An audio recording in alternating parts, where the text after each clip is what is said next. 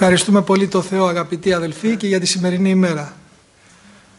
Μας χάρισε υγεία, μας έδωσε δύναμη και χάρη και συναχτήκαμε σε αυτόν εδώ το χώρο για να λατρεύσουμε το Θεό εν πνεύματι και αληθεία. Σήμερα έχω στην καρδιά μου να μοιραστώ μερικές σκέψεις πάνω σε κάτι που πιστεύω ότι έχετε κατηχηθεί σωστά και στέκεστε στερεοί και αμετακίνητοι όπως η πρώτη Αποστολική Εκκλησία. Αλλά νιώθω την ανάγκη να σχολιάσω κάτι μέσα από τη Γραφή όσον αφορά τον δείπνο του Κυρίου. Δόξα τω Θεώ. Ξέρετε, το μεγαλύτερο πρόβλημα του Θεού όλους τους αιώνες ήταν ότι δεν μπορούσε να συνεννοηθεί όχι με τους ξένους ανθρώπους, αλλά με τους δικούς του ανθρώπους. Ενώ ο Θεός μιλάει απλά και καθαρά μέσα στο λόγο του, οι δικοί του άνθρωποι δεν καταλαβαίνουν. Είχα μια συζήτηση κάποτε με κάποιον πολύ αγαπητό αδελφό και μιλώντας για το δείπνο του Κυρίου μου είπε ότι το δείπνο του Κυρίου, μου λέει, Μενέλα, είναι μια απλή ανάμνηση. Και όταν το ρώτησα, είναι δυνατόν μια απλή ανάμνηση να θανατώνει? Είναι δυνατόν μια απλή ανάμνηση να θανατώνει? Εκεί δεν μου απάντησε. Το δείπνο του Κυρίου, αγαπητά αδέλφια, αυτό το οποίο γίνεται πολύ σωστά και ορθά από την αδελφότητα κάθε Κυριακή, είναι κάτι πολύ μεγαλύτερο. Κάτι πολύ υψηλότερο. Δόξα τω Θεώ. Και πρέπει μέσα στην καρδιά μας να βρίσκεται έτσι όπως ο Θεός θέλει να βρίσκεται. Δεν είναι μια απλή ανάμνηση. Η σκοτεινή πλευρά την Κυριακή ημέρα βάζει σε ενέργεια όλες τις δυνάμεις για να μην βρεθούμε σε αυτό το Άγιο Τραπέζι. Σίγουρα έχετε εμπειρία Κυριακή ημέρα να συμβαίνουν τα πιο περίεργα και τα πιο παράξενα πράγματα. Εμπόδια από το πουθενά, ξαφνικά, ώστε να εμποδιστεί η είσοδός μας μέσα στην Εκκλησία και να λάβουμε μέρος στο δείπνο του Κυρίου. Ευχαριστούμε πολύ το Θεό που βρισκόμαστε σε μια χαρισματική Εκκλησία, η οποία κατά την παράδοση των Αποστόλων κάθε Κυριακή λαμβάνει σώμα και αίμα Χριστό. Και θα ήθελα έτσι με τη χάρη του Θεού να πάμε στη 1015 σελίδα. Θα ακούσουμε λόγια τα οποία τα ακούτε από τον Επίσκοπο κάθε Κυριακή. 1015 σελίδα, Α Κορινθίους, και διαβάζω από το 23 εδάφιο. ΙΑ κεφάλαιο, 23 εδάφιο. Διότι εγώ παρέλαβον από του Κυρίου εκείνο το οποίον και παρέδωκα εις εσάς, ότι ο Κύριος Ιησούς εν τη νυχτή καθήν παρεδίδετο έλαβεν άρτον και ευχαριστή σας έκοψε και είπε, λάβετε φάγετε, τούτο είναι το σώμα μου το υπερ ημών κλώμενον. Τούτο κάμνετε εις την ανάμνησή μου. Ομοίως και το ποτήριον αφού εδείπνησε λέγον, τούτο το ποτήριον είναι καινή διαθήκη εν το αίματί μου. Τούτο κάμνετε ως άκης πίνετε εις την ανάμνησή μου. Διότι ο Σάκης αν τρώγεται τον άρτο τούτο και πίνετε το ποτήριον τούτο, το θάνατο του Κυρίου καταγγέλλεται μέχρι της ελεύσεως αυτού. Ώστε ως της τρώγει τον άρτο τούτο ή πίνει το ποτήριον του Κυρίου αναξίως, ένοχος τελειείστε του σώματος και του αίματος του Κυρίου. Ας δοκιμάζεται αυτόν ο άνθρωπος και ούτως ας τρώγει εκ του άρτου και ας πίνει εκ του ποτηρίου. Διότι ο τρώγων και πίνων αναξίως, τρώγει και πίνει κατάκριση σε αυτόν, μη διακρίνουν το σώμα του Κυρίου. Δια τούτο υπάρχουσι μεταξύ σας πολλοί ασθενείς και άρρωστοι και αποθνίσκουσι ικανοί. Διότι εάν διακρίνομεν εαυτούς, δεν ηθέλομεν κρίνεστε. Αλλά όταν κρινόμεθα, παιδευόμεθα υπό του Κυρίου, για να μην κατακριθούμε μετά του κόσμου. Ευχαριστούμε πολύ το Θεό. Εγώ παρέλαβον από του Κυρίου. Ο Κύριος παρέδωσε στους 12 Αποστόλους και οι Απόστολοι με τη σειρά τους παρέδωσαν αυτή την αλήθεια στους επόμενους. Και θα ήθελα να μιλήσω για αρχή για τις παραδόσεις. Ο Τερτιλιανός λέει ότι η παράδοση που δεν στηρίζεται σε γραπτές πηγές δεν πρέπει να γίνεται αποδεκτή. Ό,τι δεν βλέπουμε, αγαπητά αδέλφια, μέσα στη Γραφή, μέσα στις πράξεις των Αποστόλων, δεν είμαστε υποχρεωμένοι να ακολουθούμε, να πράττουμε. Δεν είμαστε καθόλου υποχρεωμένοι. Το γράφει ο Λόγος του Θεού. Το βλέπουμε οι Απόστολοι να το εκτελούνε. Τότε μπορούμε όμορφα, άνετα, ενώπιον του Θεού να ακολουθούμε και να πράττουμε και εμείς ομοίως. Έγκυρη, και θα ξεκινήσω με αυτό, θεωρείται η Θεία Ευχαριστία εκείνη που τελείται από τον Επίσκοπο ή από εκείνον στον οποίο έχει δώσει την άδεια αυτός. Η Θεία Κοινωνία, αγαπητά αδέλφια, γίνεται όχι από τον οποιοδήποτε. Η Θεία Κοινωνία γίνεται από τον Επίσκοπο, και αν είναι αδύνατο να παραβρίσκεται κάπου ο Επίσκοπος, τότε σε όποιον έχει δώσει άδεια αυτός. Μπορεί να υπάρχει μια μικρή ομάδα σε ένα απομακρυσμένο μέρος και ο Επίσκοπος να δώσει την άδεια σε έναν πρεσβύτερο να κάνει την κοινωνία. Ευχαριστούμε πολύ το Θεό. Γιατί ξέρετε, αγαπητά αδέλφια, όλα πρέπει να γίνονται με μία τάξη. Δεν μπορεί ένας πρεσβύτερος ή ακόμη και ένας διάκονος, γιατί και οι διάκονοι με άδεια του Επισκόπου μπορούν να τελέσουν τη Θεία Ευχαριστία. Δεν μπορεί οποιοσδήποτε να κάνει ό,τι θέλει χωρίς την άδεια του Επισκόπου. Βρισκόμαστε σε μια εκκλησία όπου υπάρχει μια τάξη την οποία ο Θεός, αγαπητά αδέλφια, έχει νομοθετήσει να υπάρχει. Και όποιος στέκεται σε αυτή την τάξη έχει σαν αμοιβή τι? Την ευλογία του Θεού. Όλα πρέπει να γίνονται με βάση τις Γραφές. Ο Επίσκοπος δεν είναι ένας άνθρωπος ο οποίος κάνει τη Θεία Κοινωνία.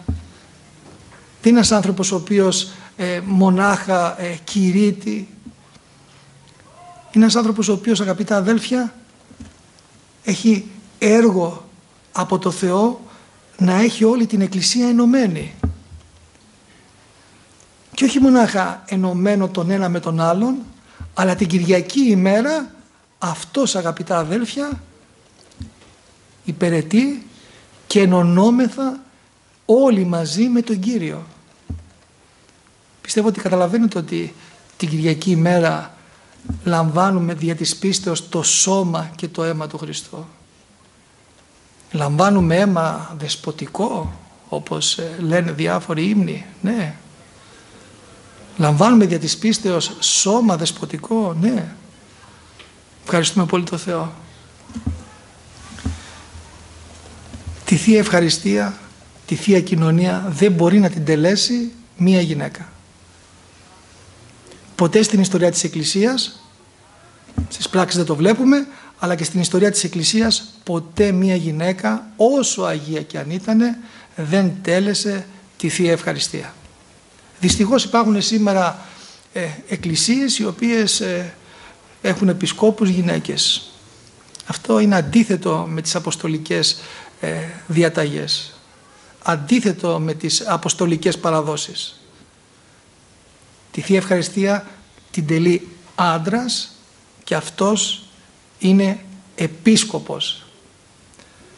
Θα πει κάποιος, γυναίκα είσαι και αν μύριες φορές υπάρχεις στερεοτέρα των αντρών. Είναι εσχρό να τελείς τη Θεία Κοινωνία. Είναι εσχρό αγαπητά αδελφιά. Μα το τραπέζι του Κυρίου είναι. Χρησιμοποιούμε ίνο και ψωμί. Είναι εσχρό αγαπητά αδέλφια. Εάν μία γυναίκα τελέσει τη Θεία Ευχαριστία.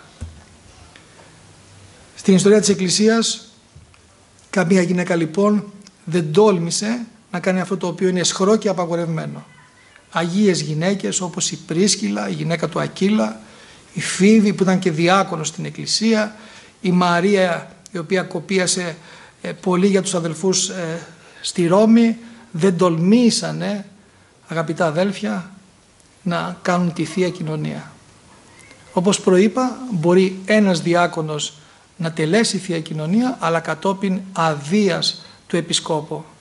Γιατί το έργο είναι μεγάλο, πολλές φορές όλοι οι πρεσβύτεροι είναι απασχολημένοι και χρησιμοποιούνται και οι διάκονοι οι οποίοι είναι χρήσιμοι και άγιοι μπροστά στα μάτια του Θεού.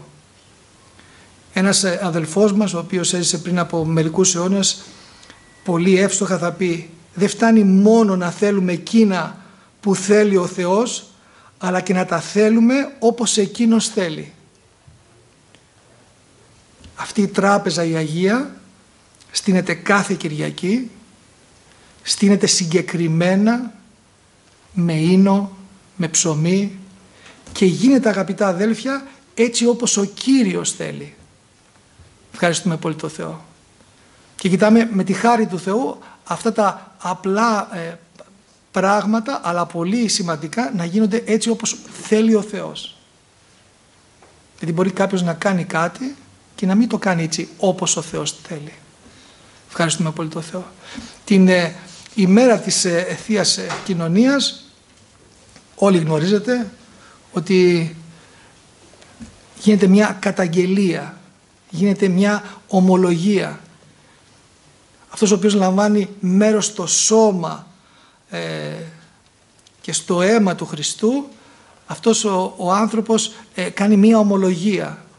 Ο δίκαιος πέθανε υπέρ των αδίκων. Είναι μια πράξη αγάπης. Είναι μια πράξη ευχαριστίας. Ευχαριστούμε τον Θεό που λαμβάνουμε δια της πίστεως το αίμα Του και το σώμα Του και Αυτός μπαίνει μέσα μας και εμείς μέσα σε Αυτόν.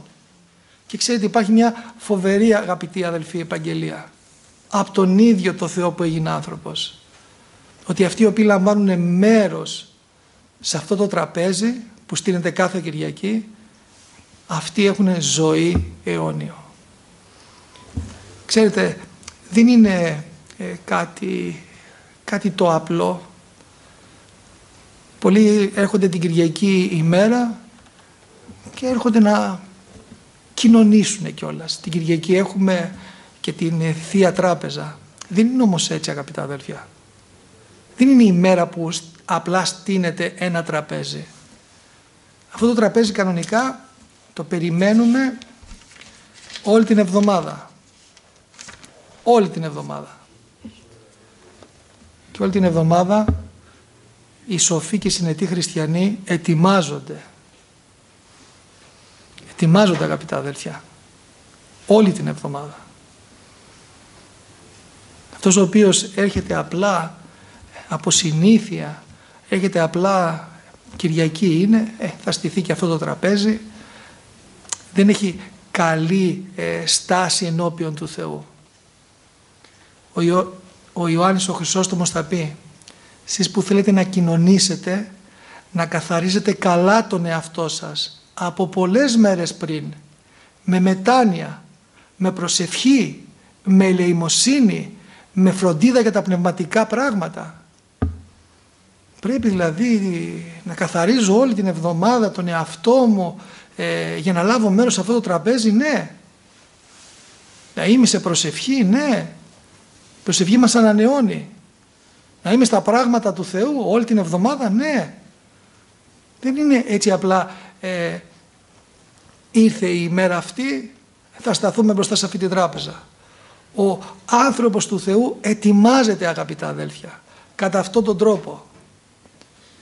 Και όταν ήλθε η ώρα, εκάθισε στην τράπεζα και οι 12 Απόστολοι μετά αυτού και είπε προς αυτούς: πολύ επιθύμησα να φάγω το Πάσχα τούτο με εσάς προτού να πάθω, διότι σας λέγω ότι δεν θέλω φάγει πλέον εξ αυτού έως σου εκπληρωθεί εν τη Βασιλεία του Θεού. Και λαβών το ποτήριο ευχαρίστησε και είπε: λάβετε τούτο και διαμοιράσατε εις αλλήλους. Διότι σας λέγω ότι δεν θέλω πει από του γεννήματος της αμπέλου έως σου έλθει η Βασιλεία του Θεού. Και λαβών των άρτων ευχαριστήσας έκοψε και έδωκε σε αυτούς λέγον: τούτο είναι το σώμα μου το υπερημών Διδόμενο τούτο κάμετε στην δική μου ανάμνηση, ο σάφτος και το ποτήριο αφού εδείπνησαν λέγον, τούτο το ποτήριο είναι η Καινή Διαθήκη εν το αίματί μου, το υπερημών ευχηνόμενο. Αυτή η τράπεζα που στείνεται κάθε Κυριακή δεν θα στρώνεται στους αιώνας των αιώνων κάθε Κυριακή, αγαπητά αδέλφια. Κάποια στιγμή θα σταματήσει αυτή η τράπεζα να στρώνεται και θα στρωθεί μια άλλη τράπεζα, μας λέει ο Λόγος του Θεού, όπου ο Κύριος μαζί μας θα πιει νέο ίνο. Μας περιμένουν τα καλύτερα και τον ευχαριστούμε, γιατί τα καλύτερα μας περιμένουν όχι επειδή εμείς είμαστε καλοί, αλλά επειδή αυτός είναι πολύ καλός. Αυτά που δεν έχουν δει τα μάτια, αυτά τα οποία δεν έχουν ακούσει αυτιά, αυτά τα οποία δεν έχουν ανέβει σε καρδιά ανθρώπου, αυτά έχει ετοιμάσει ο Θεός για όλους αυτούς που τον αγαπήσαν σε αυτή τη μικρή ζωή τους. Δόξα τω Θεώ. Θα πει κάποιος, εμείς δεν είμαστε Άγιοι και καθαροί σαν τους Απόστολους και για μας υπάρχει χώρος και μερίδα. Ναι, και για μας, αγαπητά αδελφιά, γιατί ο Θεός είναι αγαθός. Τον ευχαριστούμε πολύ. Ένας επίσκοπος, ο οποίος έζησε το 3ο μετά Χριστό αιώνα, είχε πει στους αδελφούς την εποχή εκείνη και σε εμάς σήμερα: όταν έρθει η στιγμή της Θείας Κοινωνίας και πρόκειται να πλησιάσει στην Άγια Τράπεζα, πίστευε ακλόνητα δια της πίστεως πως εκεί είναι παρόν ο Χριστός, ο βασιλιάς των όλων. Όταν δεις τον επίσκοπο να σου προσφέρει το σώμα και το αίμα του Κυρίου, μην νομίσεις ότι ο επίσκοπος το κάνει αυτό, αλλά πίστευε ότι το χέρι που απλώνεται είναι του Χριστού. Αυτός που λάμπρινε με την παρουσία του την τράπεζα του μυστικού δείπνου, αυτός τώρα διακοσμεί και την τράπεζα, τη θεία της Εκκλησίας. Παρευρίσκεται πραγματικά και εξετάζει του καθενός την προαίρεση. Παρατηρεί ποιος πλησιάζει με ευλάβεια ταιριαστή, ποιος με πονηρή συνείδηση, με σκέψεις βρωμερές και ακάθαρτες, με πράξεις μολυσμένες. Αναλογήσου λοιπόν και εσύ, ποιο ελάττωμά σου διόρθωσες, ποια αρετή κατόρθωσες, ποια αμαρτία έσβησες με την εξομολόγηση και το αίμα του αμνού, σε τι έγινες καλύτερος, και αν η συνείδησή σου σε πληροφορεί ότι φρόντισες αρκετά για την επούλωση των ψυχικών σου τραυμάτων, τότε κοινώνησε με φόβο Θεού, αλλιώς μείνε μακριά. Και όταν καθαριστείς, τότε να πλησιάσεις. Να προσέρχεστε λοιπόν στη Θεία Κοινωνία με φόβο και τρόμο, με συνείδηση καθαρή, με προσευχή, χωρίς να θορυβείτε, χωρίς να συνομιλείτε. Δόξα τω Θεώ. Τι ωραία, αγαπητά αδελφιά. Βλέπετε πώς οι αδελφοί μας τον 3ο μετά Χριστό αιώνα στεκόντουσαν μπροστά σε αυτή την Άγια Τράπεζα. Ο επίσκοπος είναι εις τύπο Χριστού. Σπάει τον άρτο, τον κόπτει σε κομμάτια, διαμοιράζει τον ίνο. Και αυτό το τραπέζι είναι λαμπρό, αγαπητά αδέλφια, γιατί το κάνει λαμπρό αυτός που είναι αοράτος παρών. Πώς πρέπει να στεκόμαστε κάθε Κυριακή, ιδιαίτερα την Κυριακή ημέρα, με τι σεβασμό, με τι καθαρή συνείδηση. Ευχαριστούμε πολύ το Θεό. Και όταν στεκόμαστε, αγαπητά αδέλφια, με αυτή τη στάση ενώπιον του Θεού, τότε ο Θεός έρχεται και μας ευλογεί. Είναι πολύ λυπηρό την ώρα που έχει στρωθεί αυτό το τραπέζι εμείς να συνομιλούμε. Δεν μπορούμε να κάνουμε λίγο υπομονή να μιλήσουμε πιο μετά, την ώρα που τελείται το δείπνο του Κυρίου. Ή κάποιος ακόμη χειρότερα εκείνη την ώρα να κοιτάει το κινητό του, να γράφει μηνύματα. Ξέρετε, αυτό είναι κάτι το οποίο λυπεί πολύ το Θεό. Γιατί μπροστά στο Θεό στεκόμαστε, αγαπητά αδέλφια. Και σήμερα που ακούμε το Λόγο του Θεού, μπροστά στο Θεό στεκόμαστε. Μπορεί να μην βλέπουμε τον Κύριο, αλλά ο Κύριος είναι παρόν. Και όπως διάβασα, την Κυριακή ημέρα ο Θεός εξετάζει την προαίρεση και παρατηρεί τους πάντες. Παρατηρεί με τι ευλάβεια πλησιάζουμε αυτό το τραπέζι. Ευχαριστούμε πολύ το Θεό. Ο Θεός είναι πανταχού παρόν, αγαπητοί αδελφοί. Και τον ευχαριστούμε, και αυτό είναι και κάτι που ανανεώνει τις ελπίδες μας σε Αυτόν και μας παρηγορεί. Ο Θεός δεν είναι μονάχα παρόν σε αυτή εδώ την αίθουσα την ώρα που κηρύττεται ο Λόγος του Θεού, την ώρα που γίνεται προσευχή, την ώρα που τελείται κάθε Κυριακή το δείπνο του Κυρίου. Ο Θεός είναι πανταχού παρόν σε όλη μας τη ζωή. Και ήθελα να έχουμε αυτή την αίσθηση έντονα, αγαπητά αδέλφια. Το ότι ο Θεός με παρακολουθεί. Και με παρακολουθεί γιατί? Από αγάπη σε παρακολουθεί ο Θεός. Επειδή είσαι τέκνο δικό Του. Επειδή ενδιαφέρεται και για την πιο μικρή λεπτομέρεια της ζωής σου. Και για την πιο μικρή λεπτομέρεια και για την πιο μικρή λεπτομέρεια. Πολλές φορές οι μικρές λεπτομέρειες τους άλλους κουράζουν. Τον Θεό όμως δεν τον κουράζουν, αγαπητά αδέλφια. Η αγάπη Του είναι τέλεια και άπειρη προς το πρόσωπό μας. Αν εμείς φροντίζουμε τα παιδιά μας καλά, ο Θεός που είναι ο τέλειος πατέρας, πώς τα φροντίζει? Αν εμείς μεριμνάμε για τα παιδιά μας, ο Θεός πώς μεριμνάει για σένα και για μένα? Και αυτός είναι τέλειος. Εμείς και σαν γονείς είμαστε ατελείς. Τον ευχαριστούμε πολύ το Θεό. Δυστυχώς πολλοί στο όνομα της αγάπης, δυστυχώς υπάρχουν εκκλησίες που στο όνομα της αγάπης ελάτε να κοινωνήσετε, ελάτε να λάβετε μέρος στο δείπνο του Κυρίου όλοι. Μπορούν όλοι να λάβουν μέρος σε αυτή την τράπεζα την Άγια, σε αυτή την τράπεζα που ο ίδιος ο Χριστός διαμοιράζει τον άρτο και τον ίνο? Μπορούν, αγαπητά αδέλφια? Μα ο Χριστός είναι αγάπη. Ναι, είναι αγάπη ο Θεός, δεν λέω. Αλλά μπορούν όλοι να λάβουν μέρος σε αυτό το δείπνο? Μπορεί κάποιος ο οποίος ασκεί βία λεκτική στη σύζυγό του ή στα παιδιά του να γίνει μέτοχος του σώματος και του αίματος του Χριστού? Μπορεί? Δεν μπορεί, αγαπητοί αδελφοί. Άκουγα κάποιον και έλεγε, αρκεί να είσαι βαπτισμένος στο νερό και έλα να λάβεις. Αμήν, οπωσδήποτε.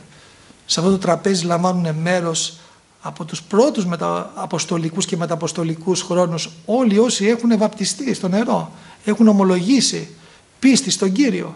Αλλά δεν αρκεί μόνο αυτό.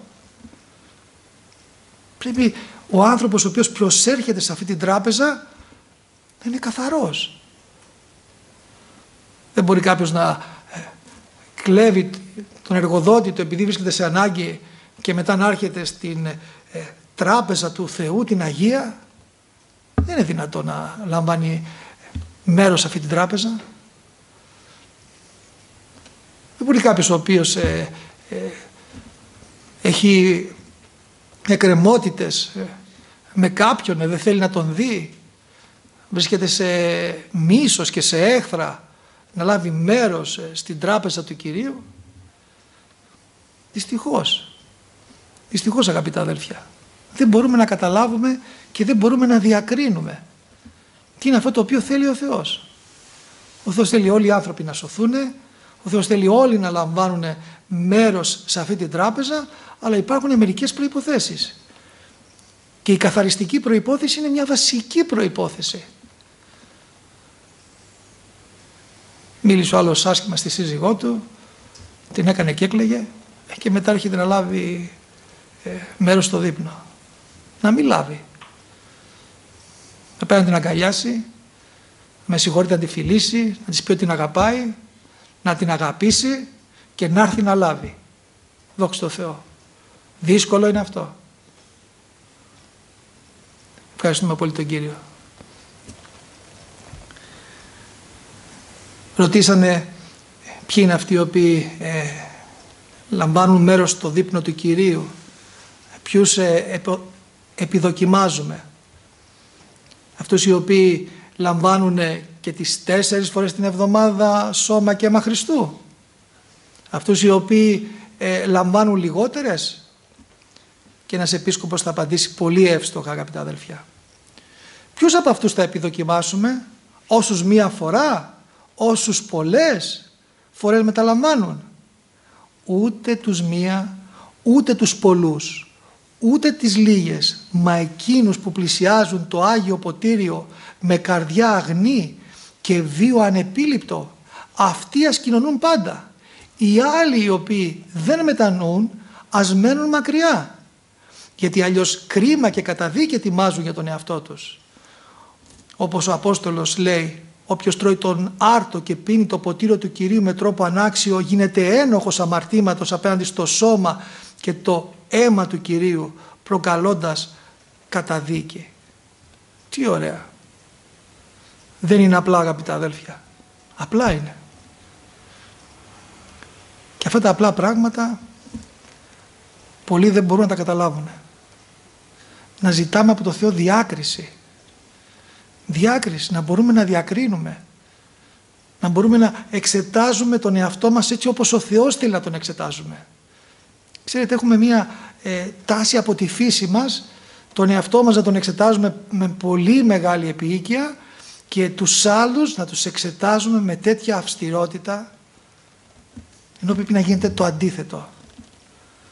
Να είμαστε σοβαροί και αυστηροί με τον εαυτό μας και με τους άλλους επίοικείς. Τον ευχαριστούμε πολύ το Θεό. Άγιοι λοιπόν να προσερχόμεθα σε αυτό το δείπνο. Και ποιοι είναι οι Άγιοι? Άγιοι άνθρωποι είναι αυτοί οι οποίοι έχουν ορθή πίστη και ενάρετη ζωή, έστω και αν δεν κάνουν θαύματα, έστω και αν δεν βγάζουν δαιμόνια. Άγιος είναι αυτός ο οποίος έχει ορθή πίστη και καθαρή ζωή, ναι. Ευχαριστώ πολύ το Θεό γιατί βρίσκομαι σε μια αδελφότητα και βλέπω αγίους ανθρώπους.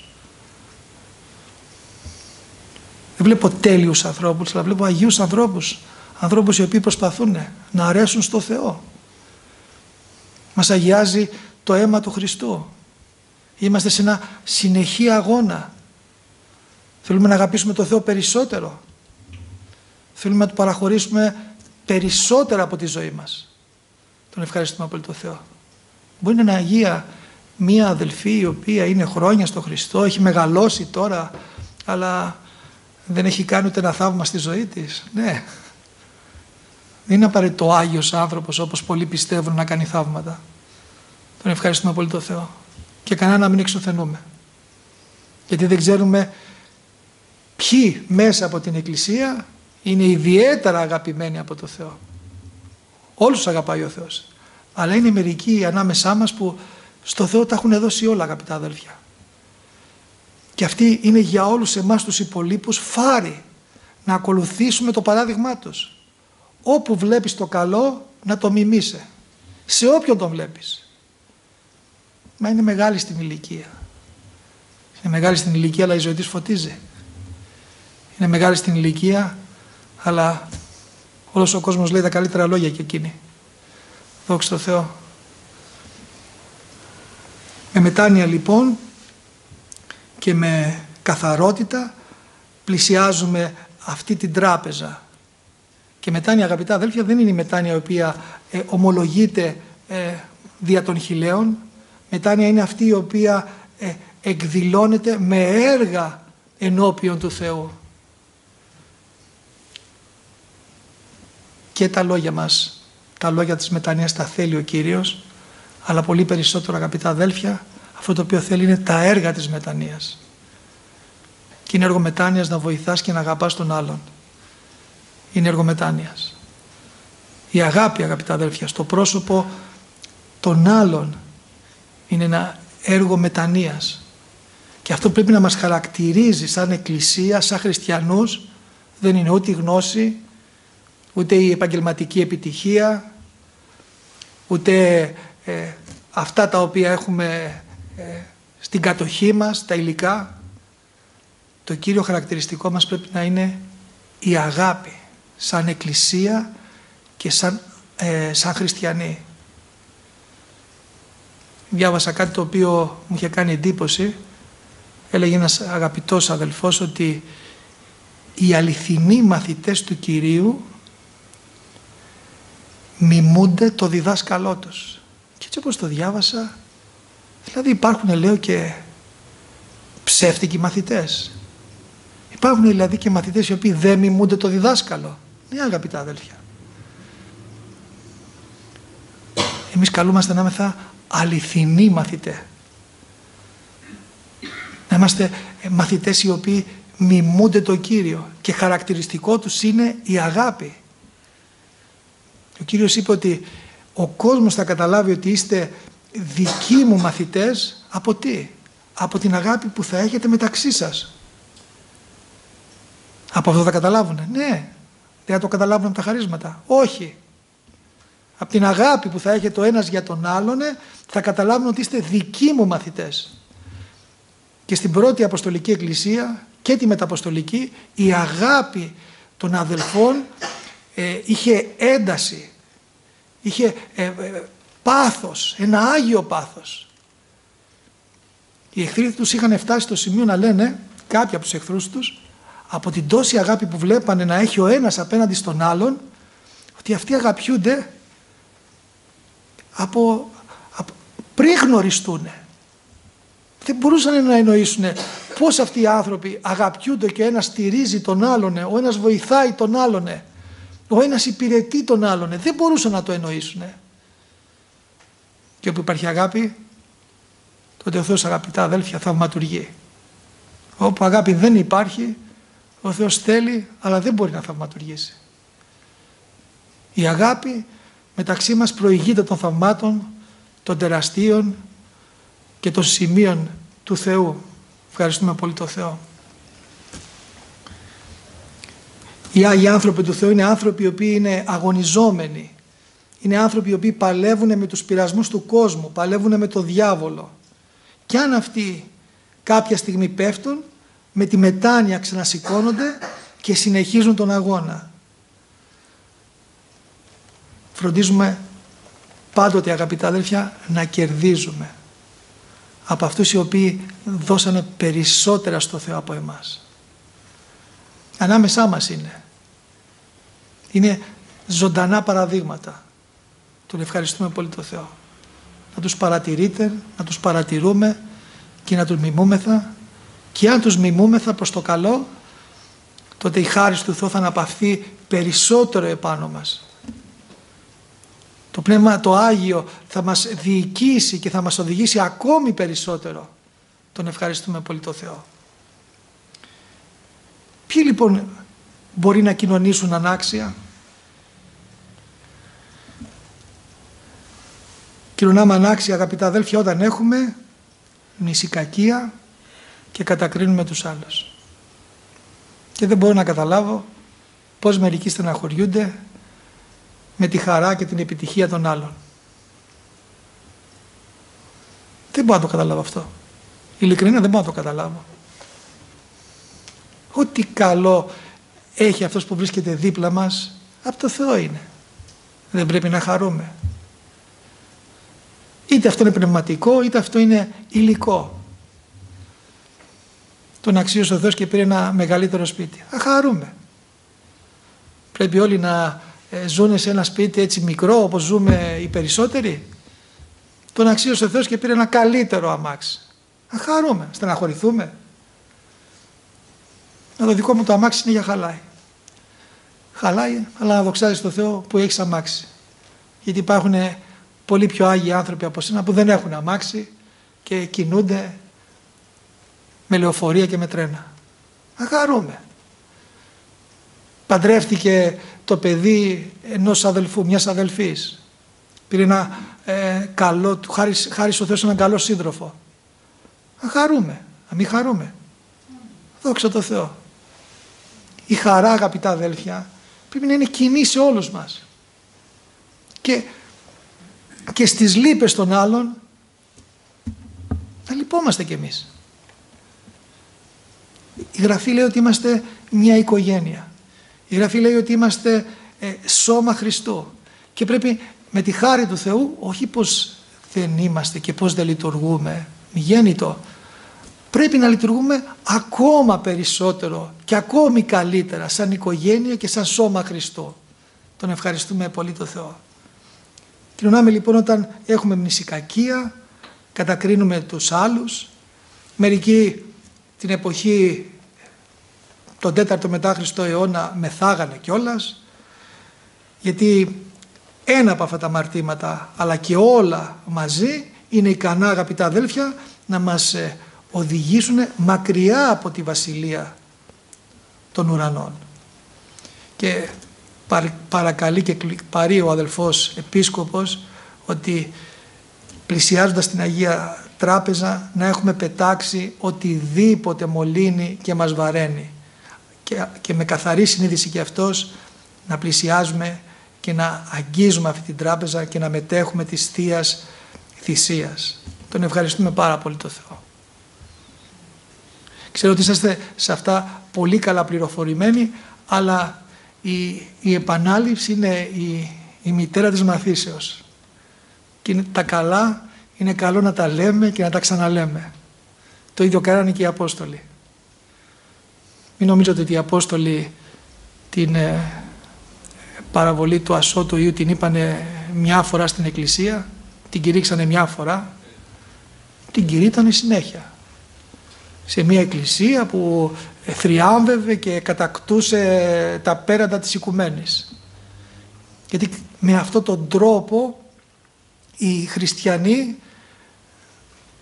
αγιαζόντουσαν περισσότερο, ζωοποιούνται περισσότερο και γινόντουσαν όλα αυτά τα μαθήματα, όλος αυτός ο λόγος μέσα τους, αγαπητά αδέλφια, δευτέρα φύση. Ξέραν πολύ καλά τι κάνανε οι Απόστολοι.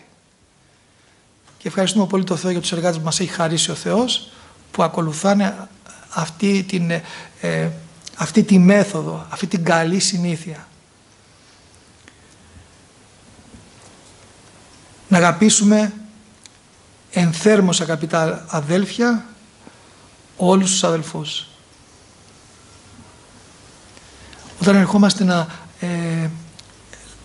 λάβουμε μέρος σε αυτή την τράπεζα, δεν ερχόμαστε για να αγιαστούμε. Αυτό είναι λάθος.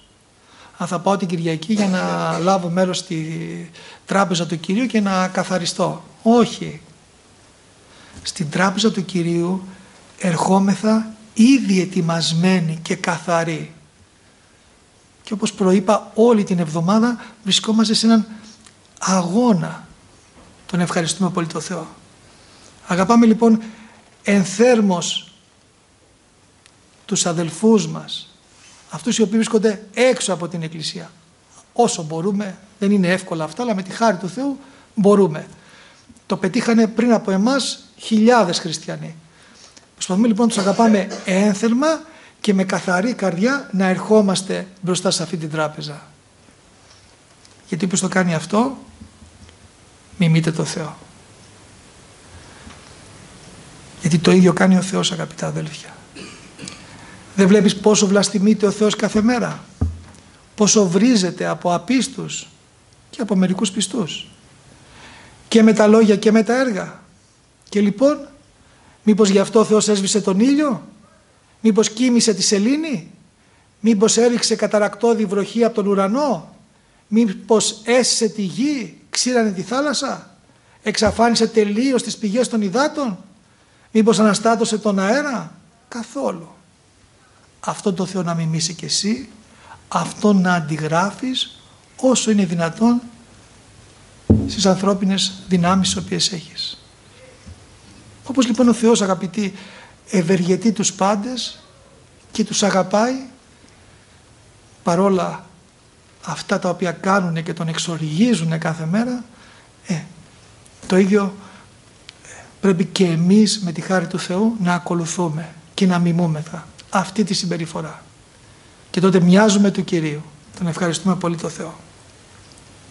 Και όταν λοιπόν έρθουμε με τη χάρη του Θεού την Κυριακή ημέρα και λάβουμε μέσα μέρος σε αυτή την τράπεζα, αγαπητοί αδελφοί, δεν σταματάει το έργο μας εκεί, αλλά αυτό το Άγιο σώμα και αυτό το Άγιο αίμα το οποίο λαμβάνουμε πρέπει να το κρατήσουμε μέσα μας και σαν θεοφόροι άνθρωποι παντού, αγαπητά αδέλφια, να φωτίζουμε και να φέρνουμε το Χριστό. Χρειάζεται μετά διπλασία δύναμη και διπλασία προσπάθεια για να διατηρήσουμε αυτό το Άγιο το οποίο, αγαπητά αδέλφια, λάβαμε. Ευχαριστούμε πολύ το Θεό.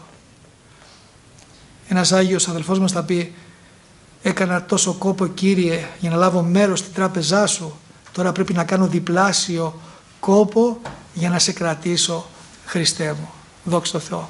Και θα κλείσω και με κάτι άλλο. Όταν φεύγουμε την Κυριακή έχοντας λάβει σώμα και αίμα Χριστού, να είμαστε άνθρωποι οι οποίοι θα βρίσκονται δίπλα στους άλλους στην οποιαδήποτε τους ανάγκη. Αλλιώς άγιοι να ερχόμαστε και πιο άγιοι να φεύγουμε. Και τελειώνω με αυτό. Θεωρώ αδιανόητο να έχεις κοινωνήσει και να διαφορείς για τον πλησίον σου. Να βλέπεις μπροστά σου το Χριστό γυμνό και πεσμένο στο πρόσωπο του άλλου και εσύ να μην του δίνεις σημασία.